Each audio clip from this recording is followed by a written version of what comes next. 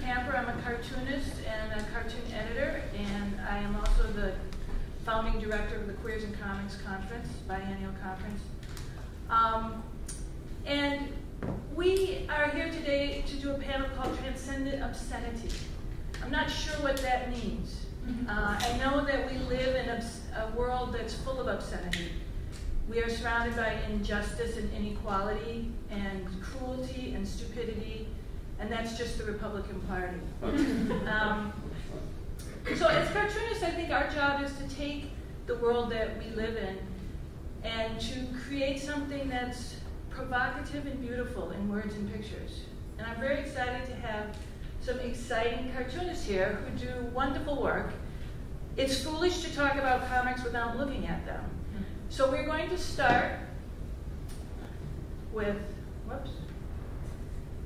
We're doing this by laptop thing here because the resolution is very poor, and so we're going to have one laptop to read from and one to project. So bear with us while we figure this all out. Our first cartoonist is Simon Hanselmann, who was born in Tasmania, Australia, and currently resides in Seattle, Washington. His Meg, Mog, and Owl comics began online and have since been collected in 3 books by Fantagraphics. And the books are New York Times bestsellers and have been translated in over a dozen languages. His comics also appear online at Vice and in many, many comics. And so, Simon, I'm going to have you come here and read some of the comics. I'll attempt to. I barely know what my policies sit through. So you'll click on these, and I can click here, and you can talk about whatever you want. Okay. Just put me on the spot. So here's your first one. Here's your first one. I'm talking into here? Okay, well that's the cover of my first book. And then you can click on that. I can click on this. That's oh. So you're very read blurry. from here, and this is bad projection. Okay. Normally when I do a reading, I'll have all the panels cut out individually. I think you can get a real rhythm going that way. If you like click, like you just read panel by panel. But I'll attempt to do this, and I'm on the spot here. Let's see how this goes. Can I pick this up? Sure. Okay. Do you want me to do one of the voices? Would that help? Maybe. Yeah. How about you be Meg? Yeah. What else is new? I'll be the other characters. A live performance. This is a generic kind of horrible Meg and Mog comic, I guess. Not one of my favourites, but it's been sent through, so let's see how this goes. Ugh, I'm all gross and drippy down here. Ellipses. Can you guys even see? Yeah. She's like kneeling in front of a toilet. She's doing lines on a toilet, and a cat is lying with wet genitals on the ground. I use a lot of ellipses in my work, just kind of like a pause. It's pronounced like well, I just say ellipses. The next panel makes sniffing. We need to invest in some wet wipes. I'm going to start to stink soon. The reality of public sex is really disgusting. And now this is Werewolf Jones, a horrible reprobate. They've rejoined him at the table, and he's saying, and so I was all like, we've all got him, ha ha ha! So that's the end of an anecdote they've walked back in on. And then the owl character, the straight man, says, hilarious. Where were you two for so long? He asked to Meg and Mog. There was a line in the toilet. Very clever. And then Al has the cat on his lap and says, oh, hello, you're being very affectionate tonight. What a little cuddle man. Ah.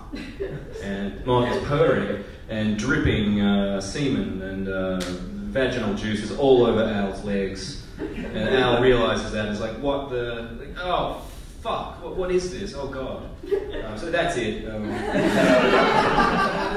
I was doing a weekly comic for Vice. You mentioned I did the thing for Vice. I quit because doing a weekly comic is horrible. And you start to run out of ideas, as evidenced by this, right? You start to make middling work that you're not quite happy with, so you quit. And perhaps you only took the job on Vice because your art dealer committed suicide and owed you $10,000, and you kind of have to take the gig. Yeah. That's comics. Alright, shall I read another one? Sure. Alright, this one's Meg, Booger, and Werewolf Jones. It's so fucking blurry. Maybe you're either really drunk or it's just a bad projector. Okay. Ooh, this one's nice. Oh, fuck yeah. Alright, can we move this along, ladies? I gotta get this bet on. Yeah. We'll just try these on. Hello, these. Thanks. Sorry, we don't allow men in the ladies' changing rooms. What? How fucking dare you? Booger is not a man. It's fine, Meg. Forget it. Let's just go. Fuck you, you hate monger. I can't believe that rude bitch. Oh, it happens all the time. Hold up. I gotta piss. Wait for me. Can't you piss at the betting parlour? Yeah, I don't really feel like getting beaten to death today. Whew, that's better. I've been holding that in for hours. We gotta hoof it. I got a hot tip on Jingle Jangles in the 5th. And some kids, the characters are walking past some horrible children who say, "Ugh, gross, that's a fucking man." That's Werewolf Jones. Oh yeah, Werewolf Jones looks back and walks back to the child and says, "Ooh, gross, you're a stupid little cunt." Smacks his drink out of his hands. "Come on, ladies, fuck the races, let's go get manicures on me." Oh, our head hero.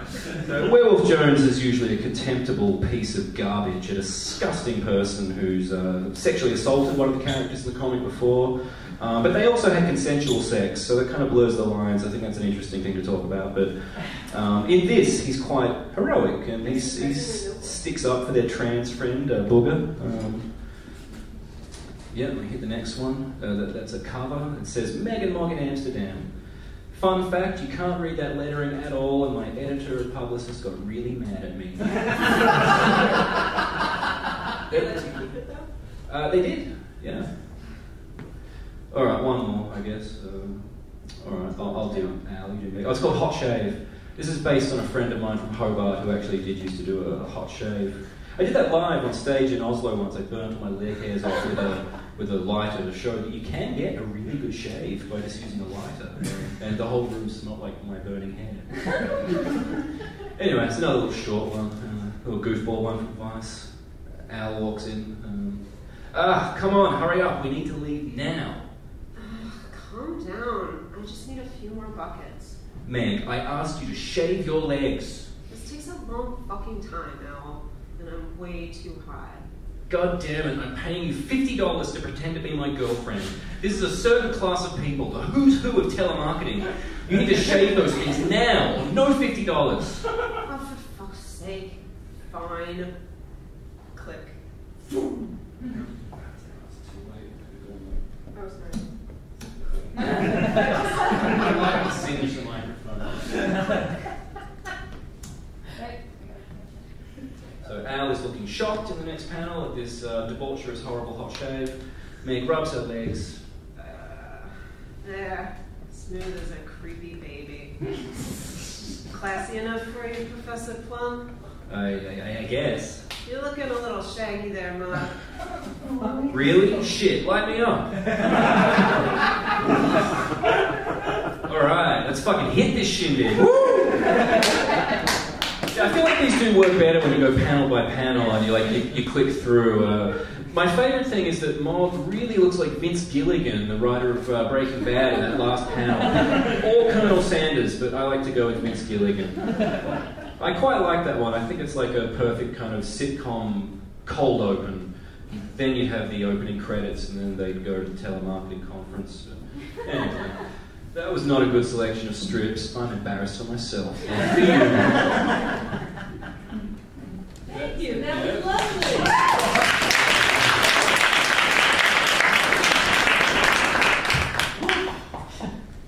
Thank you for putting up with our shabby projection. So, our next cartoonist is Julia Gfrörer, who was born Gfrörer, who was born in Concord, New Hampshire, and now lives in Long Island. Her work has appeared in publications such as Thickness, Black Eye, Arthur Magazine, and Best American Comics, and she has made a number of mini comics, and her graphic novels Laid Waste and Black is the Color were published by Fantagraphics. Her last name rhymes with despair, and her heart is black as jet. Would you like to? Sure. Again, like Simon, I'm not really sure what got sent from my publisher here. This is my name. Yeah. Yeah. Well, that's all right. I can do both. Okay, so this is the cover of my first graphic novel from Fantagraphics, Black is the Color. Can you actually read that really well? Yeah. I tried to make the lettering a lot more obscure in my first version, and they wouldn't go with it. This time it's got some clout and stuff. Okay, Laid Waste. This is my new one. This came out in October. You can read that one even better. Hot damn. Okay. Here's some pages from Laid Waste that looks like we're going to read. Just this whole selection. Okay, so I don't know. Can you guys kind of see what's going on here? There's a woman. It's dark. She's holding a baby. I thought it was a ham. She's holding a ham. It's very medieval. So she's holding the baby. She looks up and says, "No, not you. Get you hence. Your brother too. Neither of you is wanted in this house." And then we see the other side of the room where there's the doorway is cracked open, and a voice comes out of the doorway and says, "I will have that I came for." She says, "Greedy as well as rude." And he says, "Perhaps, and yet a sweeter mother than thee." She says, "And a liar." He says, "I'll keep her safe, which thou canst never do." She says, "Safe indeed." He says, "She will never know sorrow, nor age, nor infirmity, nor want." She says, "No, she cannot hardly walk. How should she follow you?" He says, "I will teach her to dance." So, this is Sleep and his half-brother Death here. That Sleep puts his hands over her eyes and Death reaches for the baby.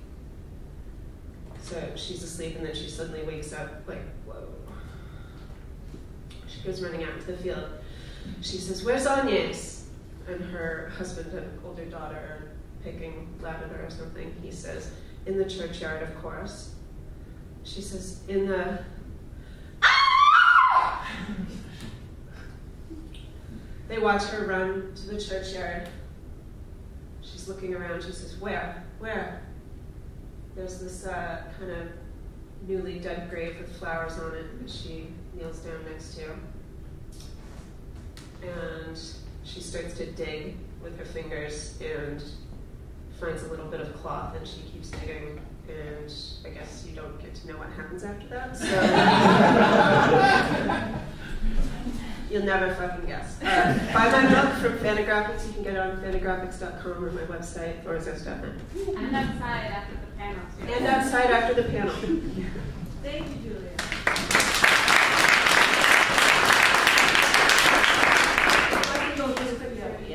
And our next cartoonist is Gengoroh Tagame, who has created over 20 graphic novels and is one of the world's most widely regarded gay erotic artists. His work's been translated into many languages, and The Passion of Gengoroh Tagame was published in 2013 and was the first English language collection of his work. His new book, My Brother's Husband, is his first all-ages graphic novel and won the Japan Media Arts Award for Outstanding Work of Manga. So, and this is Anne Ishii. I have a bio for you too. Anne is a New York City writer, translator, editor, and represents many comics artists. And her company, Massive Goods, is a purveyor of Japanese queer and feminist comics. And she will be translating today.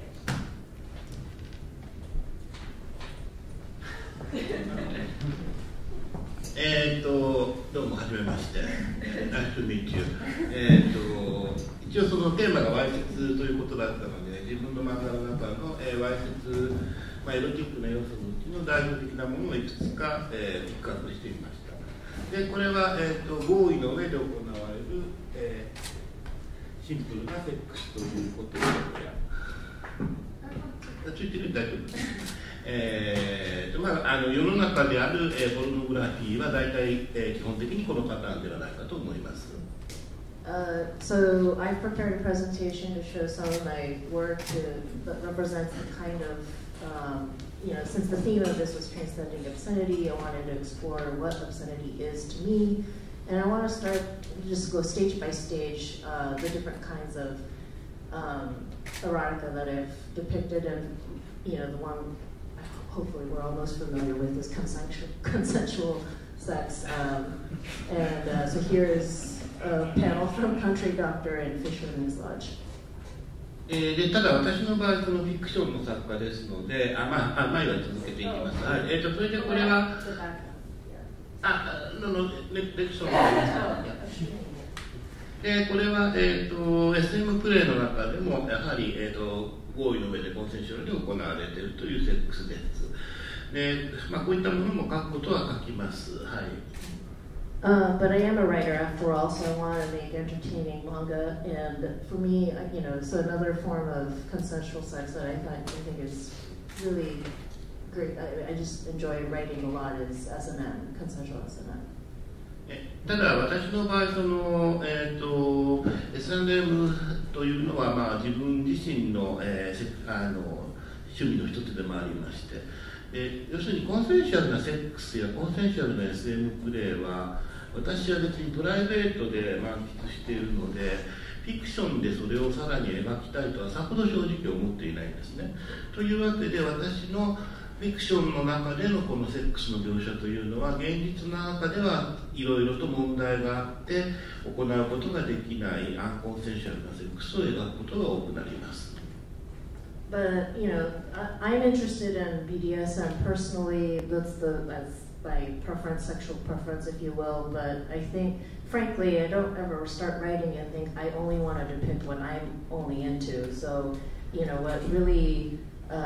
what I find most challenging and interesting actually is to depict things in fiction specifically that would be completely impossible or problematic in real life. So in that sense, I also want to depict non-consensual S&M and other scenarios that, like I said, are problematic in reality. で先ほどのは、ちょっと前後して、じゃあちょっと一回戻してくれますか。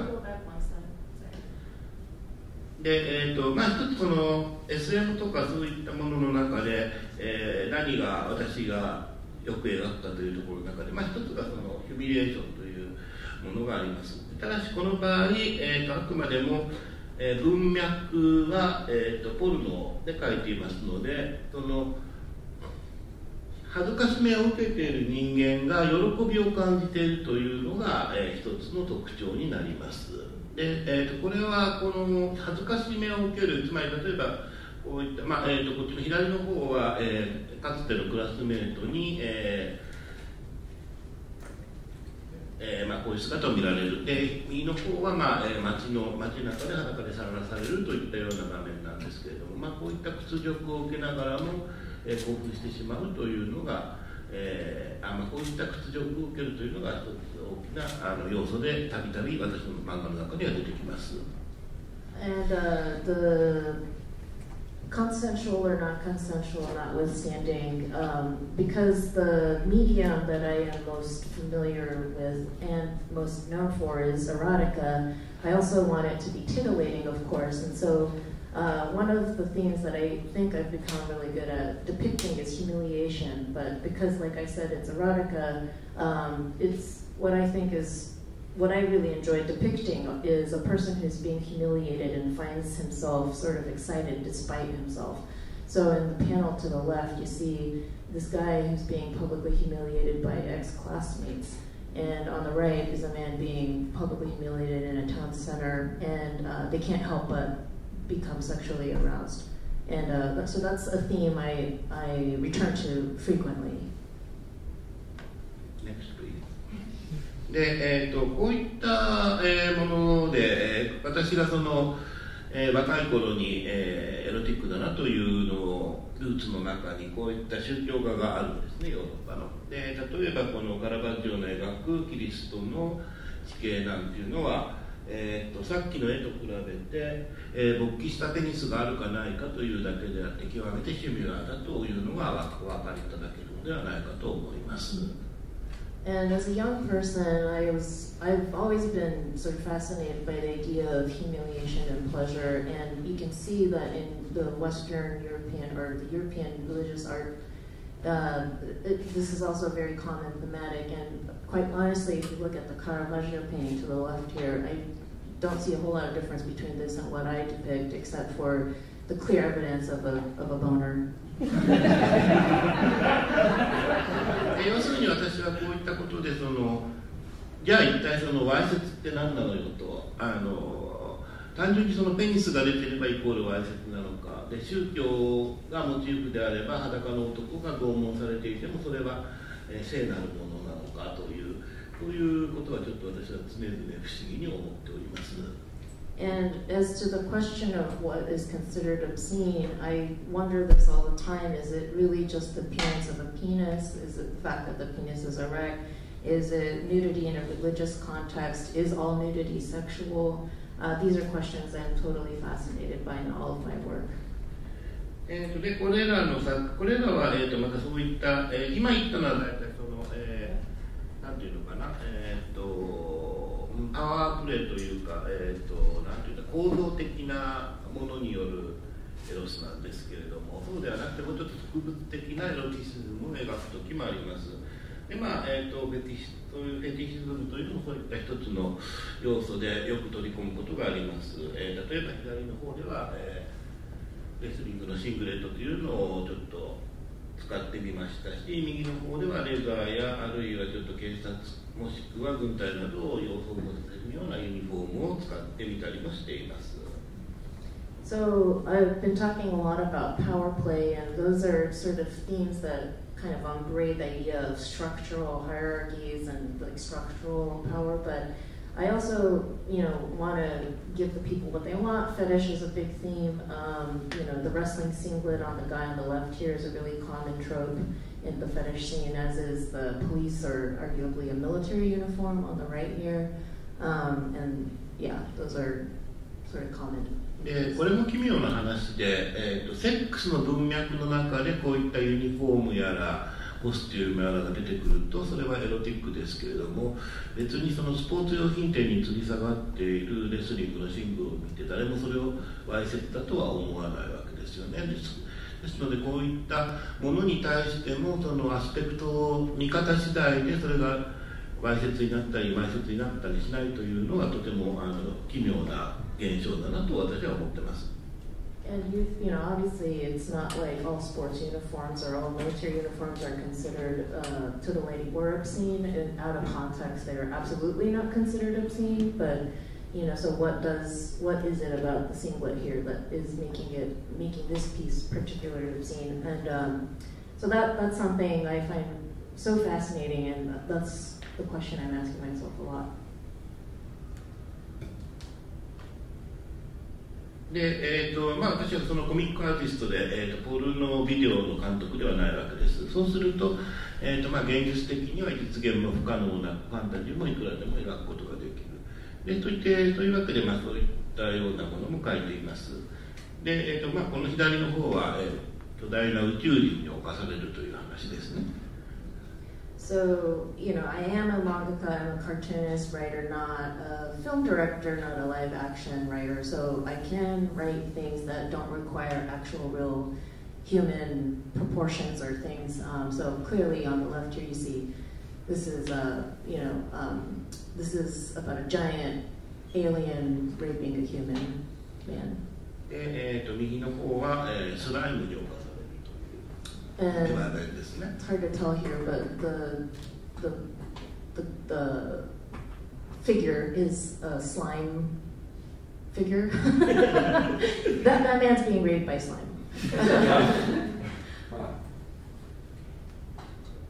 で大体でも私はベースがSM 作家なので SM を書くことは多いんですけれども、たまに、ロマンチックなものも書きます。でこれはサンプルです。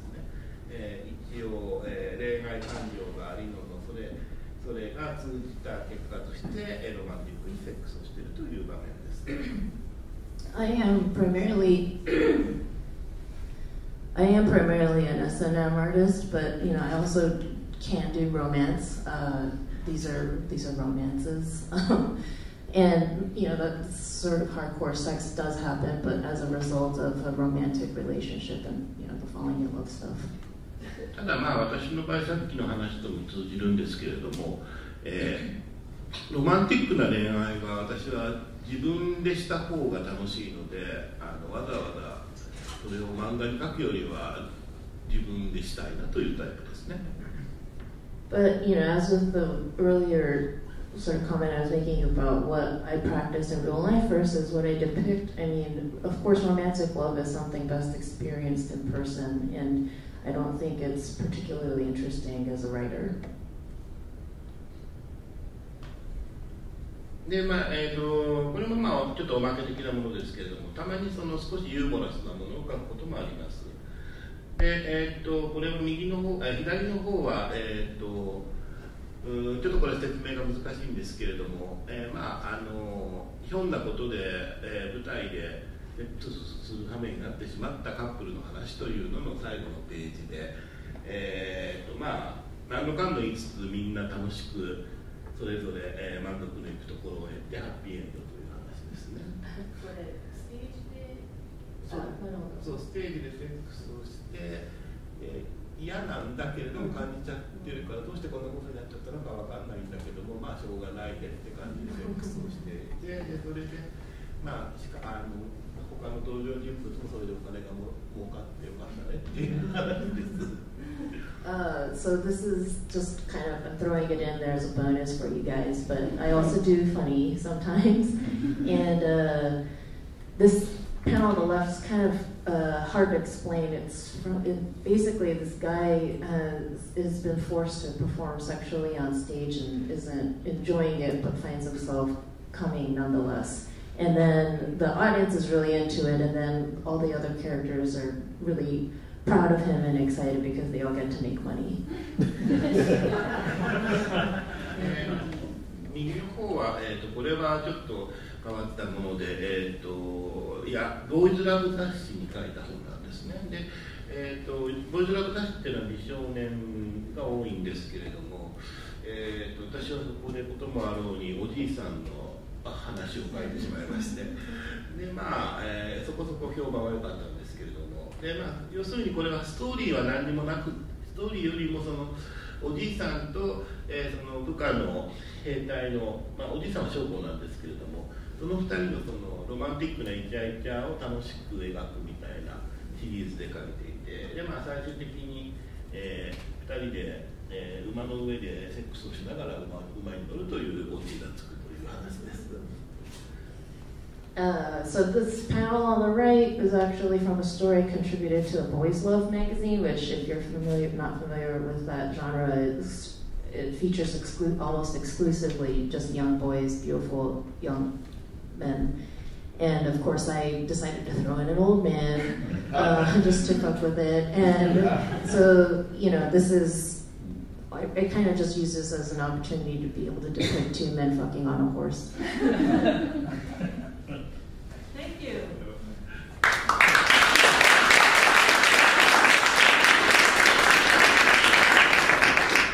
going to just show a few of my comics as well. These are my book covers. I'm also an editor, and the bottom two are called Juicy Mother, and they are anthologies of queer cartoons. I was thinking about Obscenity, and I thought I'd show you some of the comics I've done over the years that have been challenged. This comic was put on a postcard and mailed in the United States many times, but somebody mailed it in Texas, and it was seized by the U.S. Post Office. And I got a letter saying it was lewd, lascivious, filthy, and obscene. So I was very proud. But what's interesting is there's nothing really dirty about the comic except the language, and that's when I realized you cannot write fuck on a postcard in the United States, on either side of the postcard. So that's always fun. This next comic, I think you can read that, right? I drew during the height of the AIDS epidemic. And some people protested at St. Patrick's Cathedral, and they were protesting the Cardinal's lack of proper response to this horrible epidemic. And during the protest, some communion wafers either fell or were thrown to the floor.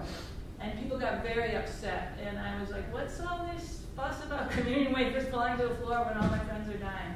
So I did this comic, and of course the most obscene, crazy thing you can do with a communion wafers is, you know, to enact cannibalistic fantasies, which is what they do in church every day.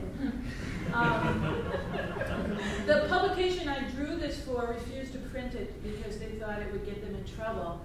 But interestingly enough, years later they did an article about my work and then printed this cartoon as an example of the censorship of my work. So obscenity changes over time. This comic, I published this many years ago, and I was told that it was sexist.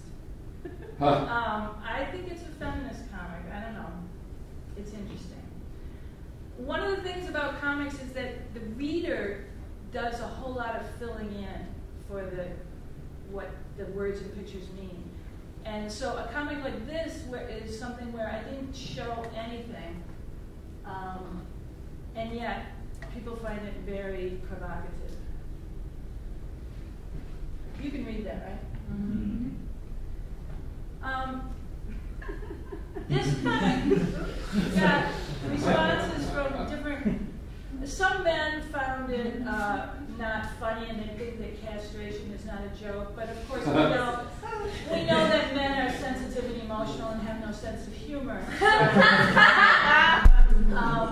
But also, this kind of cartoon. I'm half Lebanese, and the queer women I know in the Middle East tell me, you know, Jen, we have a hard time showing our parents your work because we're in the Middle East and we're trying to prove that gay people are okay. And I understand that, and so I think, you know, what is obscene is all very relative and depends on context, it depends on time, it depends on who your audience is. I do a lot of comics about inanimate objects. Can you read that? Let me read that for you. So complaints. The wagon is saying, we never go where I want to go. And the bear is saying, put your pants on for Christ's sake.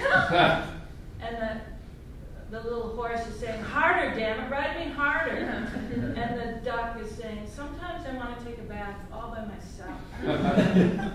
And the other one is what your furniture is thinking. The table says, your food is disgusting and you eat like a pig. The lamp says, I may be just a stupid lamp, but you need me in the dark. The bed is thinking, whatever happened to those silk sheets? And the footstool is thinking, I want to fuck a chair. When I do these, I think it's like really adorable and makes perfect sense, but it's funny how people get upset when they think about their furniture fucking. And so it's interesting about how imagination has rules for some people.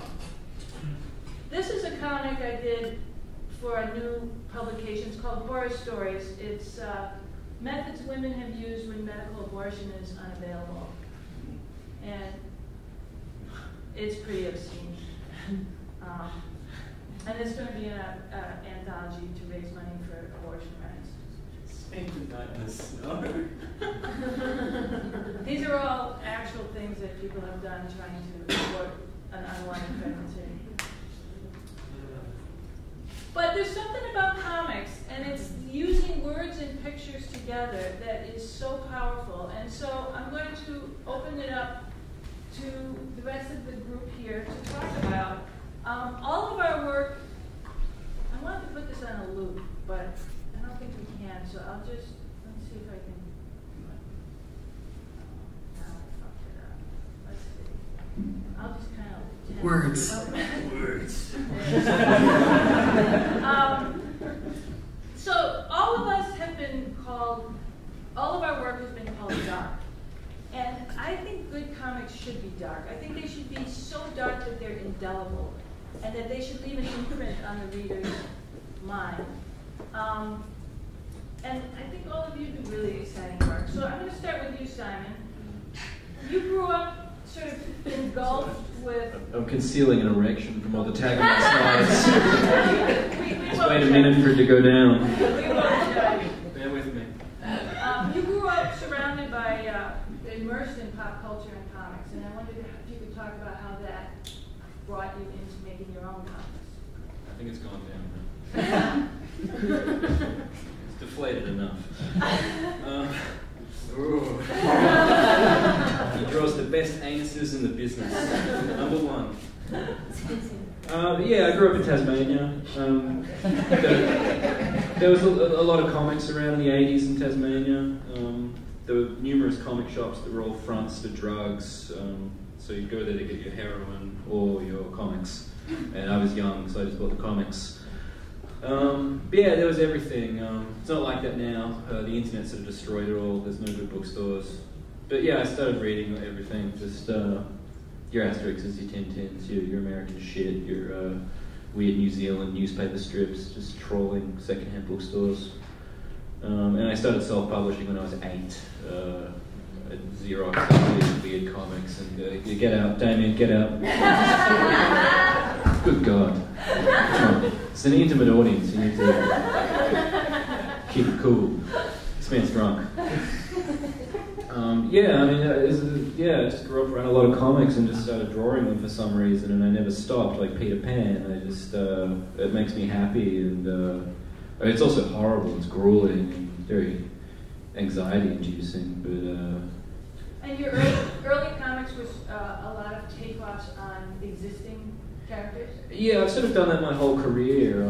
I used to just like rip off Mad Magazine stuff when I was 8 years old, and then I started doing this weird sort of Tintin riff called Cap and Schemes, where a Captain Haddock type character would just... The whole comic was about him trying to get free hand jobs. So he'd make like a cardboard video game cabinet and hide it in an arcade, and the joystick was like his penis coming through, and he'd squash his balls up with buttons. So then people would come and like, what's this free game? It's free. I'm gonna like bash the buttons, and this doesn't work, and get semen all over them. And I did like 100 episodes of this handjob comic, and then there was a villain character that was just trying to get like bum jobs, and his whole thing was like hiding inside like a petrol bowser. So when people would return the petrol pump, it got complicated where they were making time machines to go back in time to get hand jobs from Jesus. But it was based on Tintin. I did that for many years. Could you explain to our American audience the original Megan Mogg book? Yeah, Megan Mogg is a children's book series from the 70s, just one G, M-E-G, M-O-G. I put double G's on there, so airtight legally. Yeah, it keeps me awake at night. I never intended for Megan Mogg, my Megan Mogg, to be New York Times bestsellers, and all this shit happened. I just was drawing some goofy, flatmate kind of witch cat comics. I liked witches at the time, and who doesn't love cats? And I just nicknamed Megan Mogg, and then it kind of took off, and now it's just like, oh fuck, like my lawyer said don't put their names on the cover of the book, like you're an idiot for doing that, like you will get a cease and desist. But it really has nothing to do with that series. Did the original publishers ever contact you, or did they? No, Helen Nichol, the writer of those books, passed away a few years ago. Rest in peace, Helen. I really like Jan Pankowski, a Polish illustrator who drew those books. He keeps on making new stuff, and he's really great. And he lived in the same place in London where I lived. When I first started making my Megan Mogg, unbeknownst to me, he lived nearby. So that was like a weird cosmic coincidence. Like, ooh. But yeah, it's not supposed to be a pastiche or anything. It just accidentally happened, like flub up or something. Just this weird mistake, and it took off. And I'm surprised the handjob comic didn't take off. But oddly, it was the witch one. Yeah. And Julia, you started as a fine artist, and then you got into mini comics. How did that happen? I'm really sorry. First of all, I want to apologize that my publicist didn't send anything dirty. I feel like keeping it down. Her stuff is really filthy. You have one of the best blowjob comics Thank I've you. ever seen. Thank you. 5 pages of solid suckery. I know. Yeah, I moved to Portland, and I was living in Seattle where I went to college, and then I moved south to Portland, Oregon, and I didn't really have any comics friends in Seattle. I never hooked up with Fantagraphics while I was there. I read The Stranger, which is the all-weekly there, and they would have Fantagraphics comics on the back page, usually Fantagraphics. So there I got exposed to Chris Ware out of Columbia. There was a Seth comic I think that really stuck with me, Tony Millionaire, and so that was how I first started thinking of comics as like a legitimate adult medium. And then when I moved down to Portland, I was doing comics. I had always been just from making zines in high school, and I would put comics in the zines. So I was making zines, and I was making some little comics. And all of the people that I met when I was at art shows and stuff were like, "Oh my God, comics, like Malkovich." So they would be like, "Oh, so are you doing? You should make a comic for this anthology that I'm going to be in." And they were really like, one of us. So I started making comics. I became friends with Dylan Williams, who was the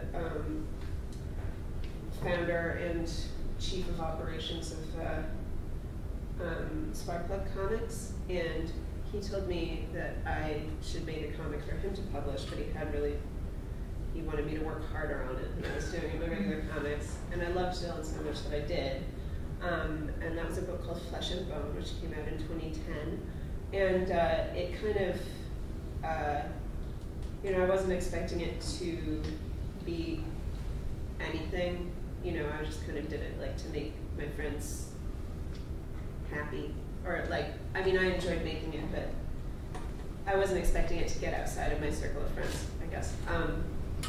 But it did, and let's see, it was in Best American Comics that year, the one edited by Alison Bechdel, and it was reviewed in the Village Voice, which surprised me, and it got nominated for an Ignatz Award, if you guys know what that is. It's like a big deal comics award. I didn't know what it was. It's a brick. It is a brick. From the Tracy came on. It's symbolic. It's a lot like being good at comics. And I didn't know what that was, so I got the email saying I'd been nominated, and I have to ask my friends, does this mean something? And they were like, yeah. So and then I made money, which was exciting. It's not a lot of money, but more frequently than fine art, where sometimes you make $800 and then sometimes you make nothing for months. Thanks. Now I know how to start. Yeah. And Gengoroh, when you first started doing comics, were they erotic comics? Your first comics? そうですね、私の場合は最初からエロティックコミックですね。はい。私が15、16歳の頃に日本で、その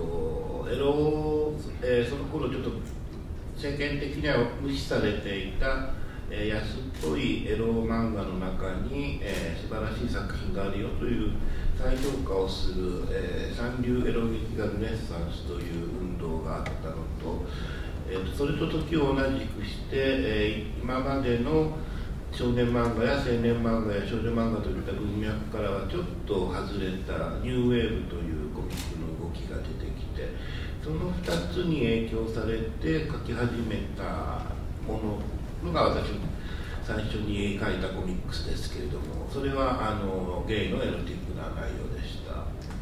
Yeah, so it was erotica from day one, but a lot of that was because around when I was 15, 16, making manga, I was looking at, cheap erotic comics, or cheap erotic magazines, sorry, and then there was something happening at the time that was really interesting.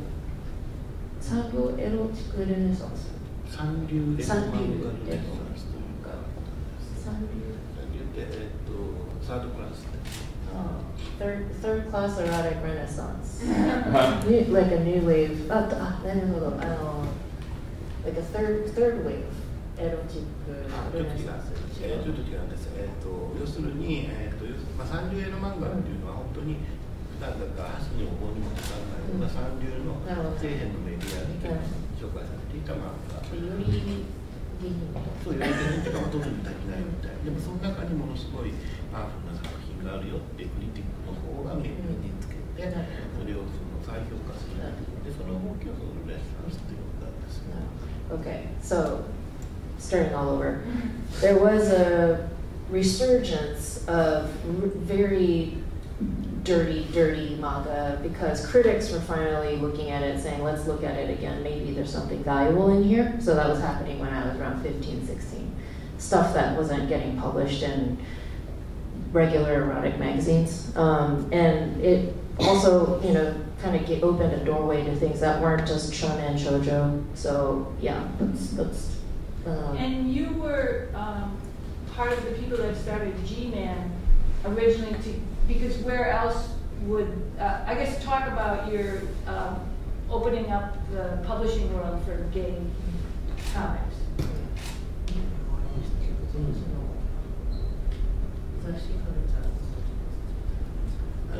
当時日本のゲイ雑誌というのは基本的に、資本はヘテロのノンケの会社だったんですね。でそれに対してゲイがゲイの資本で初めて雑誌を作ったのがバディという雑誌だったんです。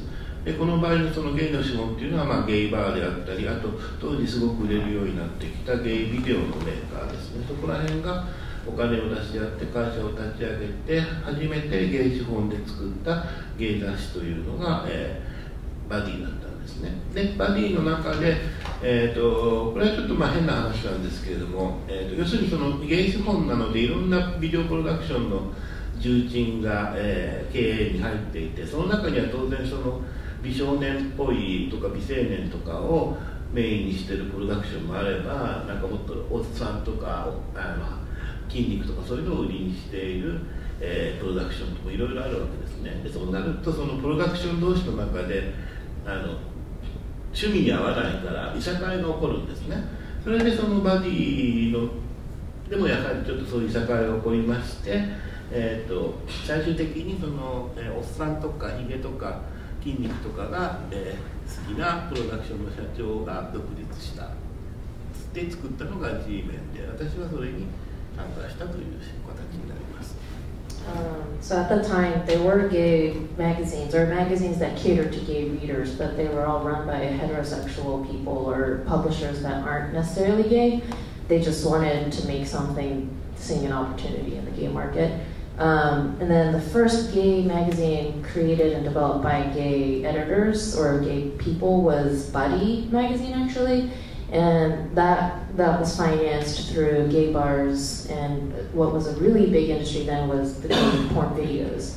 So that was that little cycle. But as these things happen, as the magazine developed, even in the editorial team, there started to become really obvious differences in editorial styles. Some of them really wanted, like the Bishonen, sort of the twink look, and others preferred daddies, bigger, older people, and then eventually the people who wanted the big daddies and whatever. So in other words, inside Body, they were arguing what they should focus on, and then eventually the daddy team splintered off and emancipated themselves, and I was part of that team that created G-Men, which is ultimately about older, hairier, more muscly, masculine men. Daddy team. Daddy team. What's the chief? Gengoroh's men. Thank you.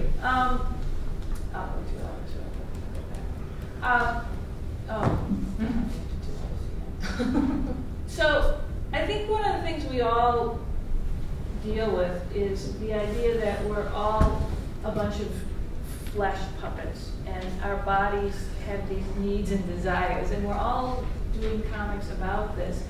And I wondered if you wanted to talk about that. Julia, you write about sex as a narrative device in a really interesting way, because it's not just the sex scene in the comics, it's also the reverberations of the sex in the comics. And I wondered if you wanted to talk about how you use sex as a narrative device. Well, I think that when I write a comic, I like to include a sex scene in it because that's fun and interesting.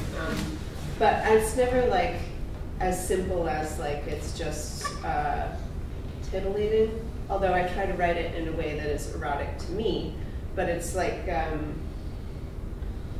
you know, the context of it is part of what makes it sexy, or like, you know, it's not really like fun.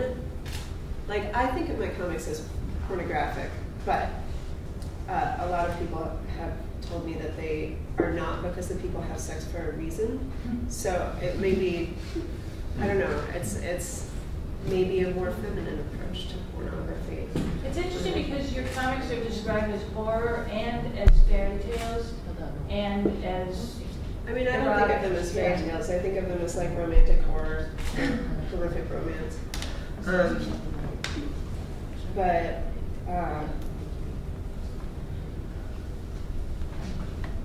yeah, I think that I write about the sex as if it's just like another thing that the people in the comic are doing. Like, it's not a strange thing to do. It's maybe like a private thing or an intimate thing, but it's not necessarily, it's not supposed to be like, oh my God, look at this, you know, any more than like, you know, when they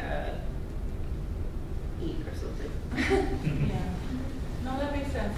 Simon, I wanted to ask you about gender in comics. I think one of the things that I love about Meg and Mog is that they're all,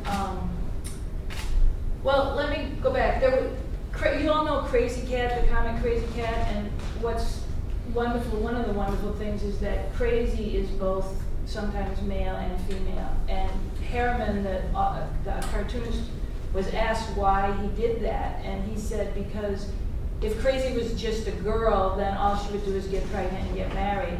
But by making her a sprite, which is his word, then it opened up the possibilities of the story. And I think you do that, Simon, in your comics, that by not, we all do that, by not having the genders be in these boring constraints, it opens up the opportunities for storytelling.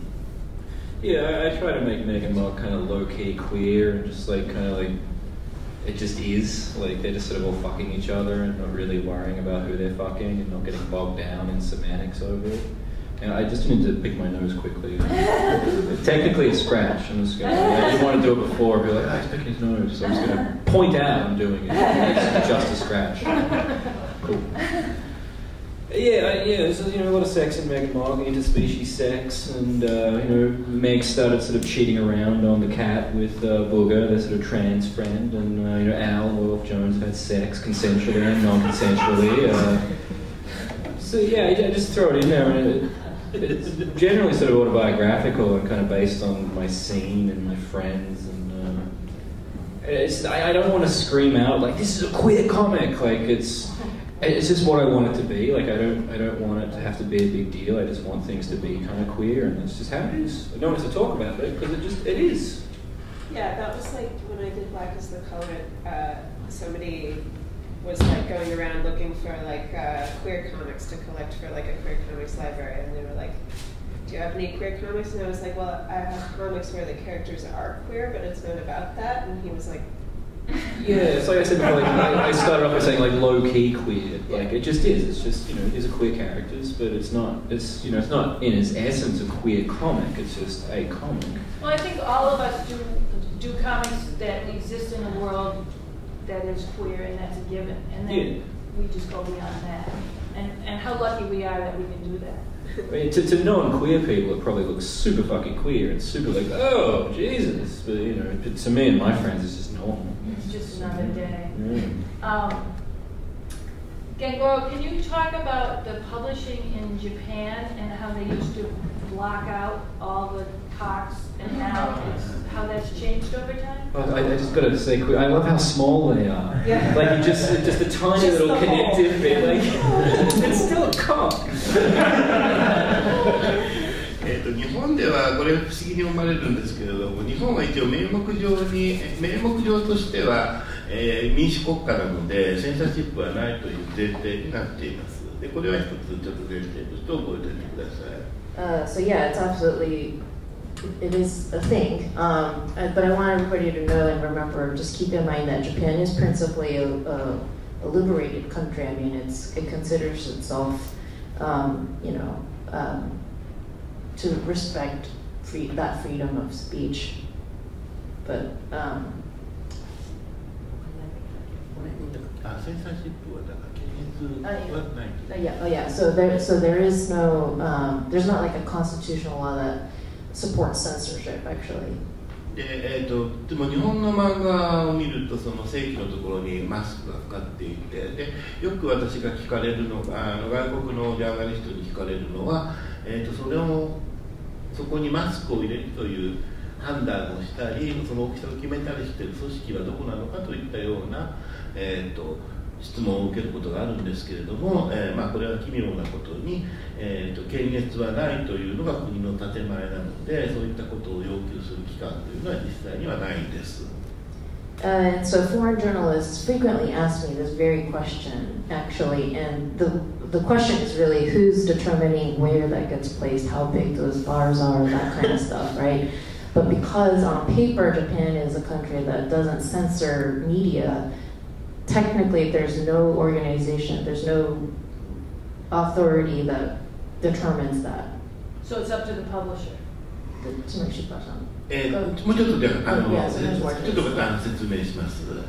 で、この話とは別に日本の刑法の中にそのわいせつ物の陳列、もしくは出版販売を禁じるという法律があるんです。これはとても前時代的な100年以上前にできた法律です。でもそれがいまだに機能している。But despite there not being constitutional law about censorship, there is a law that prohibiting the sale of the sale of obscene goods. This is a law that's been around for over 100 years. Yeah. So, yeah, it's an existing law, an old law, but it's only been put into effect more recently.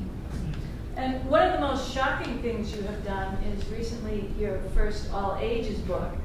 And I wonder if you could talk about how that came to be and the response. いや、これは本当に、出版社の人が私に一緒に何かやりませんかと言ってきて、で、その出版社の人がそのオールエイジ向けの出版社だって、で、私も面白そうだなと思って打ち合わせして実現したという他の仕事と同じパターンですね。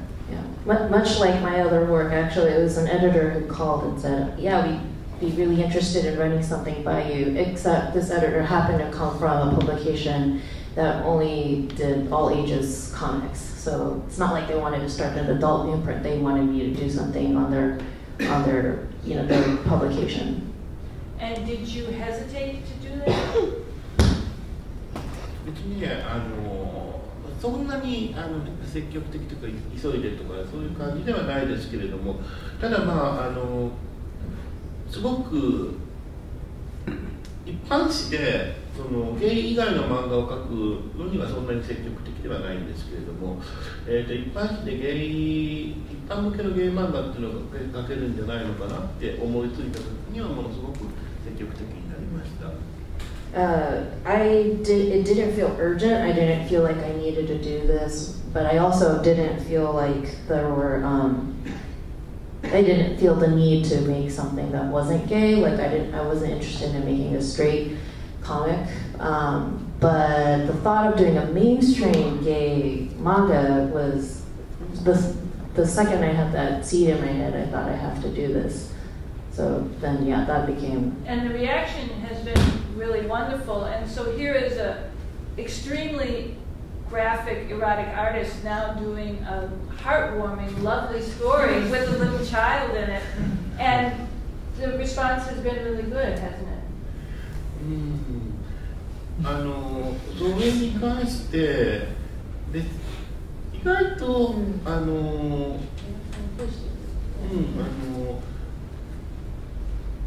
だから逆に言うとなんていうのかな、ひょっとしたら世の中にはポルノの作家がそういった一般の書くことに対するスティグマとかがスティグマタイズみたいなのがあるんじゃないかということを想像されてるのかもしれないけれども、日本の漫画の業界っていうのは割とそこら辺は全然そういうのはなくて、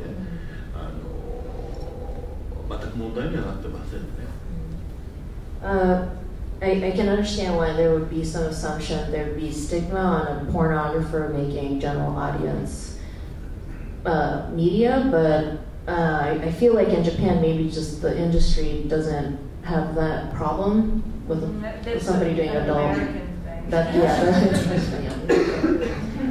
ただ一つ言えるのは、私がゲイポルノを書いてる時には、日本の新聞の取材依頼とかは全くなくて、ちょっとアンダーグラウンドなカルチャー雑誌くらいしか取材はなかったですけれども、弟の夫を始めて、そしてさらに賞を取ったらいきなり新聞とかの取材はバババッと増えましたね。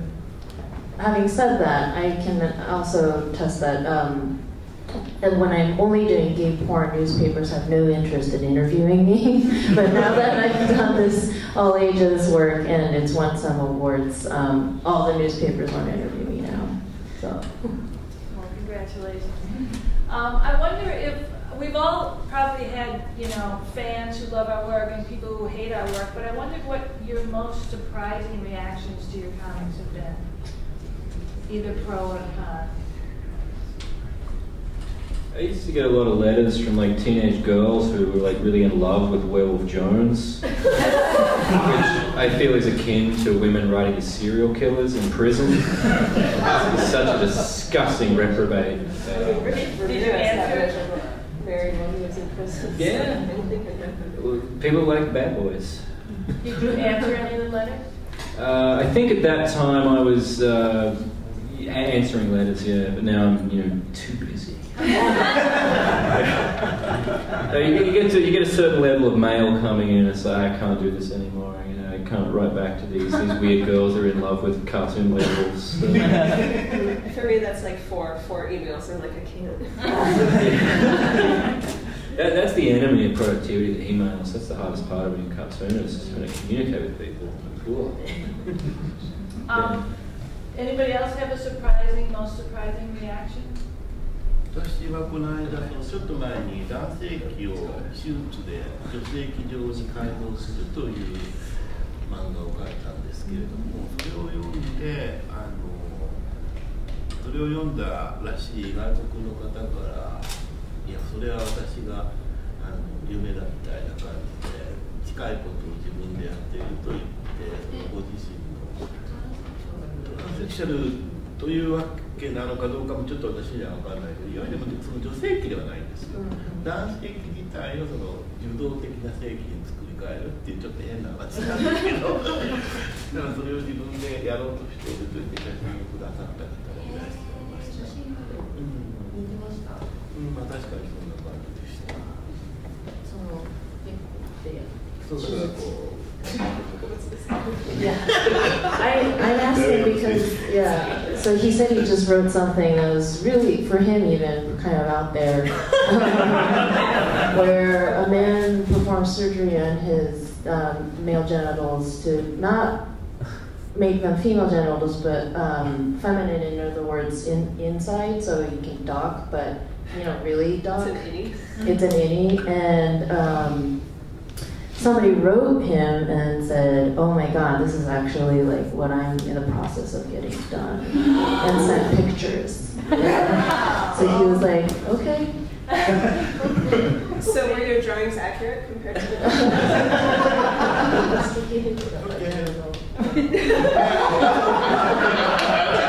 know I was right.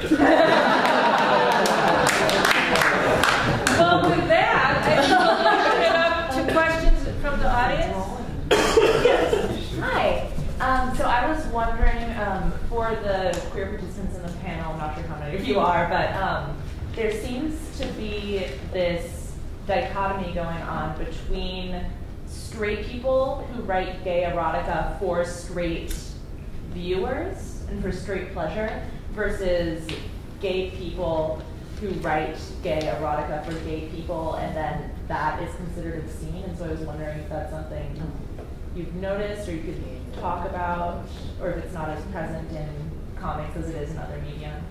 I stay out of it. I have people calling me a garbage person online and stuff, and so I just staying out of the internet arguments. Yeah, I think that when queer people write queer erotica, it's usually better than when straight people write it, but I don't know. Yeah, I mean, straight people porn is usually sexist. Yeah. Yeah. Any other questions? Yes. Yeah, this is particularly for the editors on the panel, but open for anyone. I'm wondering if there is. I think in the past there's been a perception of obscene comics and obscenity in graphic work as something that maybe male cartoonists are more like recognized and respected for, like Crumb, and I'm wondering if that's still a perception, if that's been your professional. No.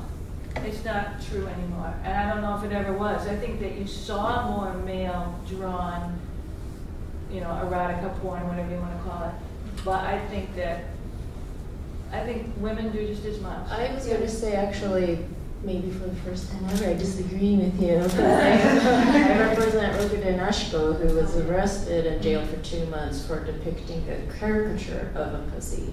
Not even a pussy, but like a cartoon depiction of it. And the conviction is actually not for the art, but the fact that she supposedly digitally distributed something that in the wrong hands could be turned into something horrible. So it's all this like thought police stuff.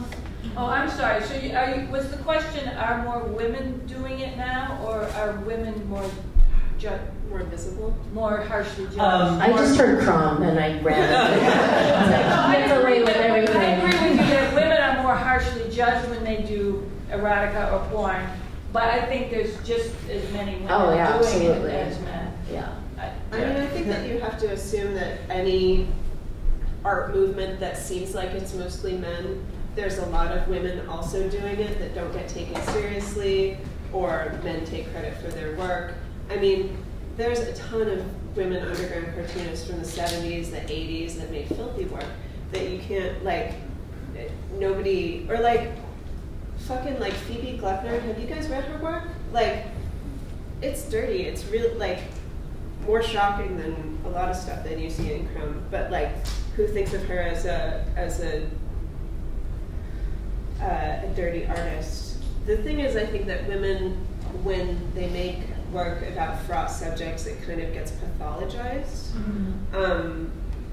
I've had, like, I had a comic with a depiction of self-injury in it, and a whole bunch of Tumblr teenagers got mad at me. They were like, why are you making fun of people who would self-injure? And don't you know that somebody who actually has that problem might see this? And really?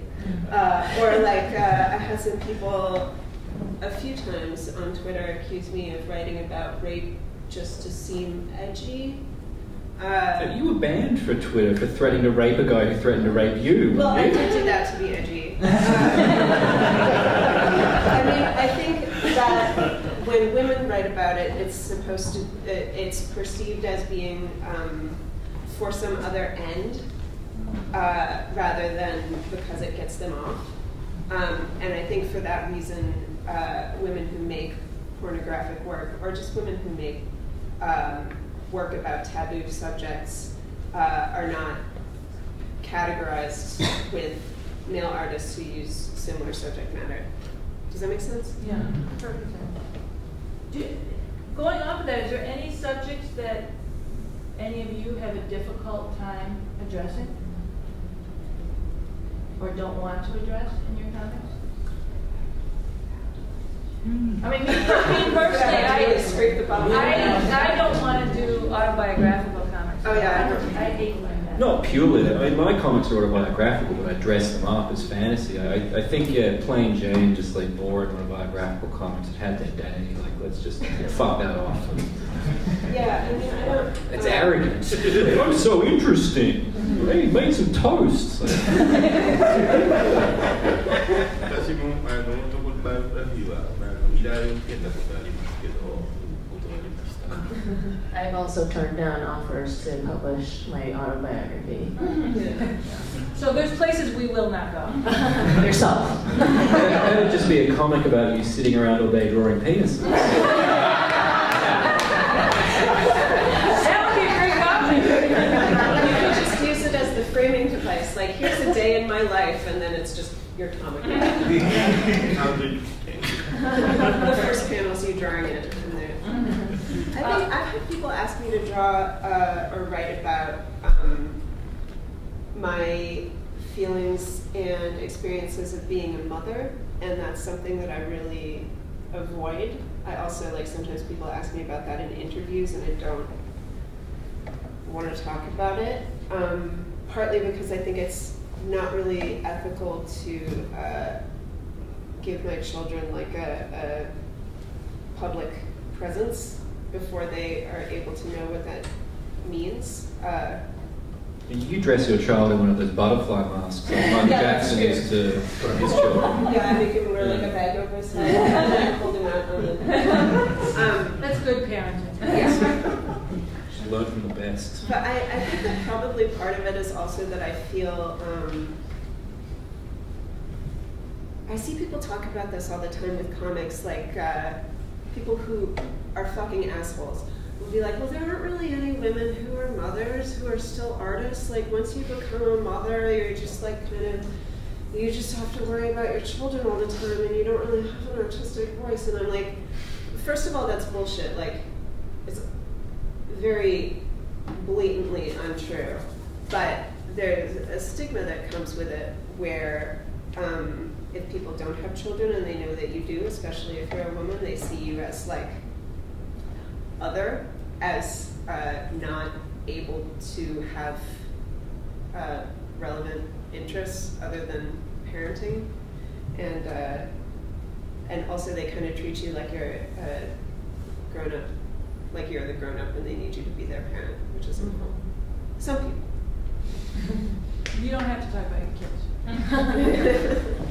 Any other questions? Yes. It occurred to me, one of my interests is the effects of Puritanism in the United States. And it's very interesting, for example, I lived in Japan, to compare sexual attitudes and erotic attitudes in a non-puritanical country like Japan. It doesn't have that Christian tradition, a religion that actually had to invent a virgin birth that was so scared of sex. And I just want to, if I might just I want to point out, to me, a great example of the differences in reaction is the documentary a few years ago, but not too long ago, on the illustrator Tommy Ungerer. Did you see that? Yes. And he's a very famous children's book, not necessarily cartoonist, but a children's book artist and a graphic artist. And so, he won all sorts of awards in the United States and other places for his children's books, and isn't it wonderful? But it turns out at the same time, completely separated from what he was doing in the realm of children's books, he did BDSM erotica, which is largely like Betty Page-like models, and might have a rose and a little blood, sort of very stylized and artistic.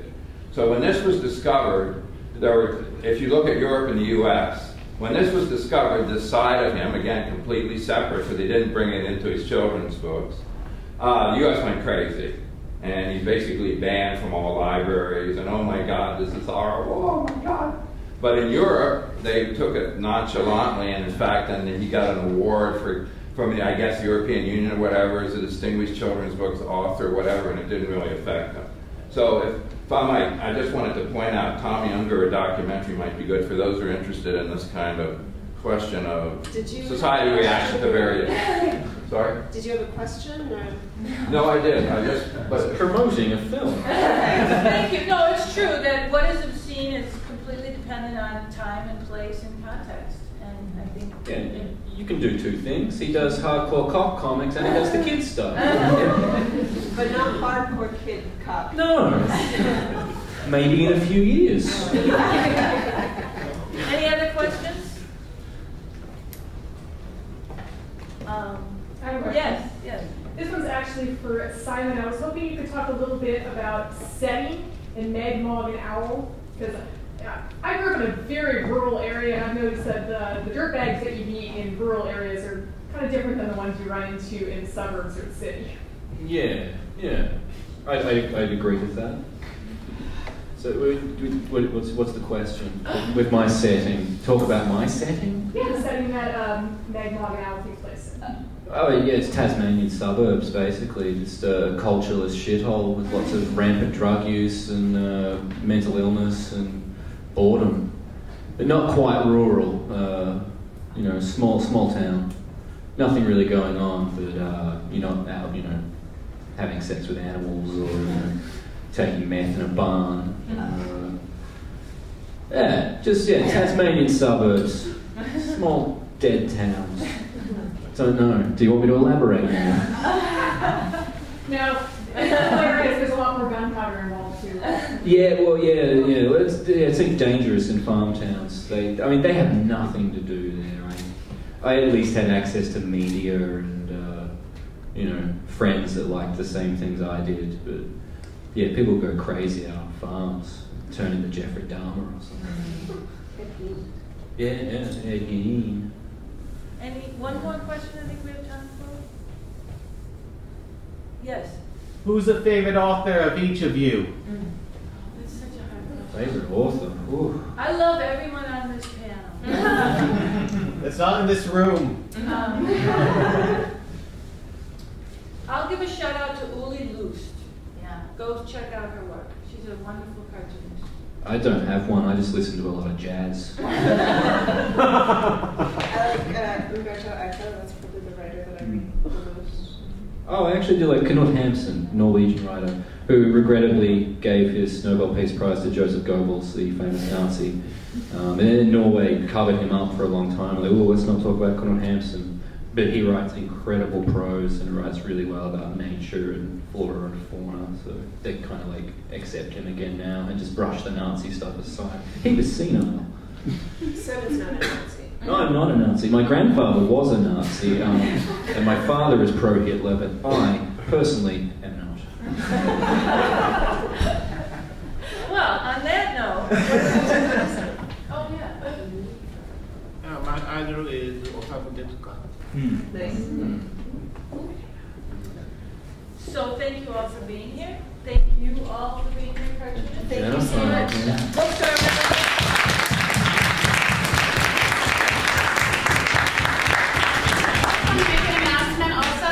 We'd love to have anyone stay over for the next panel, and in fact, it's not oversold, so if you're interested in sticking around, just go to the box office and they'll give you a ticket that's extending your time.